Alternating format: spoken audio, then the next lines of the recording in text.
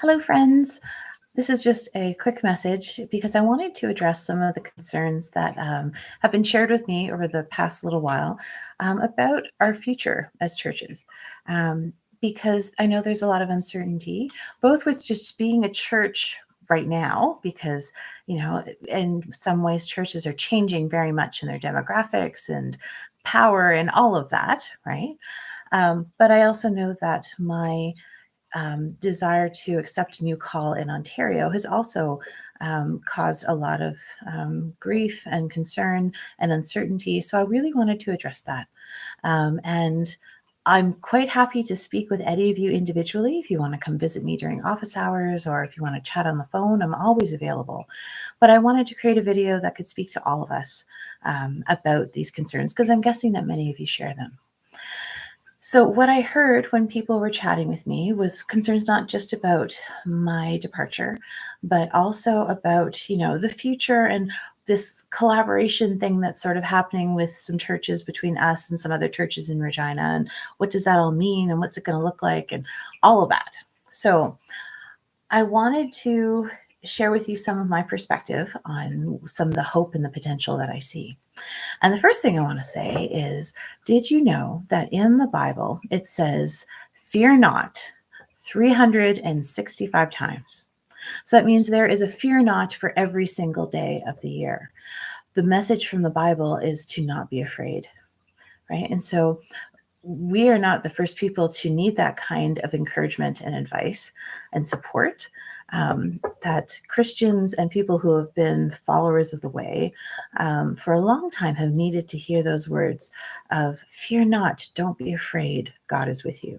So please hold on to that as I want to dive in and share a bit more with you about this collaborative process and the hope that I see in it.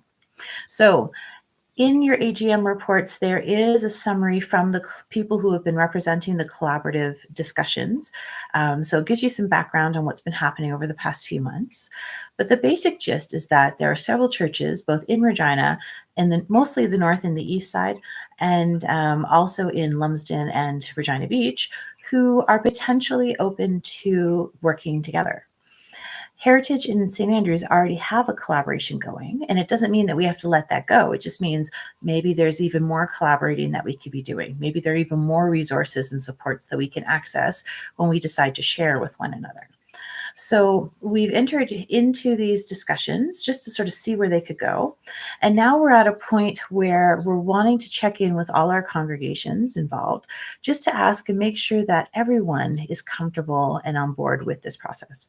So all that you're being asked at the AGM in either this Sunday or next Sunday is, are you open to us continuing to be part of these collaborative discussions? It doesn't mean are we agreeing to whatever's going to be proposed. It just means, can we still sit at the table and participate in the discussions and just see where it leads? Okay, so that's all that's being asked at this time. We don't have a concrete plan.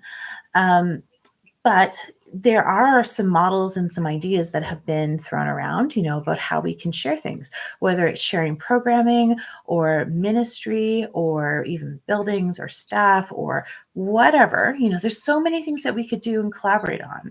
And I know some of those seem very scary. But, we've already been doing that, like with ministry. I think we've done a decent job of that, where we've got now worship teams or lay worship leaders who are stepping up on the weeks that I'm not present at church to be providing the worship service. And I think that that's going really well. And I'm really proud of you for the work you've done in order to make that happen. So even though you've got a part-time minister, you're still having full-time worship. And I think that that's a wonderful thing. So there's a lot that the other churches can learn from our example of how to share ministers. And that's just one example. There's a possibility that between all the churches that are in discussion right now, there would be 3 ministers available and involved. So there's an idea that, hey, what if the ministers shared preparing worship? So each week, maybe a different minister would be the one in charge of preparing the bulletin and the worship and everything, and that would free up the time for the other ministers to do the other things that they'd love to do, like whether it's more pastoral care or whether it's social justice or educational stuff. Like there's lots of things that we could be doing, because not only am I part-time, but Dexter Van Dyke at St. James is going to be dropping down to part-time, and Russell Mitchell Walker, who's at Eastside, will also be moving from full-time to 3/4 time. So this would be a way that if we shared the worship responsibilities, it would free us up to be able to do some of the other things that we really are keen to do. So that's just one idea, of how we do that. And creating videos of the sermons, and that would be something that we could do and share with all the churches involved. So that's a really easy and obvious way that we could be collaborating together on a larger scale, not just 2 churches, but maybe up to 5. So that's just one small example of what collaboration could look like here in Regina, at least for the next little while. And a reason why that fills me with hope for both congregations is that in my absence, right, until you find the next minister to take my place, it means that you've got some other communities of faith that you might be able to lean on for support, whether it's in preparing worship or pastoral care or whatnot, just because you'll be within a collaboration with them. So I think that is a really smart move, to have more folks who are involved in creating the services and everything that Heritage and St. Andrews want to offer.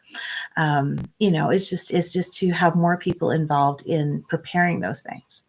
So I think that this collaboration might be something really worthwhile, and definitely something for us to consider.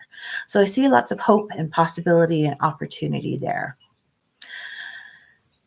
The other thing I want to share is that in times like this, when there's lots of uncertainty, this is absolutely the time that you want to invoke the Holy Spirit. This is when you want to invite the Holy Spirit into your fears, into your discussions, into all the things that we're doing in our day by day, and to say, hey, I don't have all the answers, and I'm feeling kind of alone or uncertain or not sure what to do. God, I need you to guide me. And it's not just a blind trust that, God will just figure everything out for us, but the Holy Spirit works both through us and within us. So, I think that Spirit is speaking to us all the time. And we have to look for those little signs, or we have to hear those little words of wisdom or nudges that we'll get, whether that's from our intuition, which might be another word to use it, or what we find when we keep working on things and talking about things together, is that together we can find solutions. Because remember, when 2 or 3 are gathered, God is in the midst of them. So as church people, we need to remember that. Right? We are not individuals having to figure it all out on our own. We are a community who can love and support one another. And we've got the Holy Spirit who will keep showing their face from time to time, especially when we need it, in order to guide us along the next path. Because we don't know where the church is going. And I'd say that most churches are in this position right now where things are changing. And so we can try to gracefully go with the flow and be open to the Spirit's movement at this time, because who knows where it's going to lead. So again, I see lots of hope, and I see lots of be not afraid, and I see lots of optimism, even though many changes are on the horizon. So please do not give up. Do not lose hope. Have faith in God. Have some faith in your community, because you are all strong, amazing people who, I think, if you support one another and act together, that you can transition through this time, and come out on the other side of it, a much stronger community, and ones that are even more connected to their faith and to God. So I do see great possibilities for you in your future. You just have to hang in there and hold on and ask Spirit for help. So these are my words of wisdom for today. I hope that they're helpful. I hope that a piece of it might have touched you or is something that you can hang on to in these times of transition. And again, my door is always open if you want to chat about this some more. And you're very much welcome to talk more about the collaboration at our AGMs, because that is definitely a good time to do it. It will be on the agenda. So take care. Have a great weekend. I hope I see you out at church.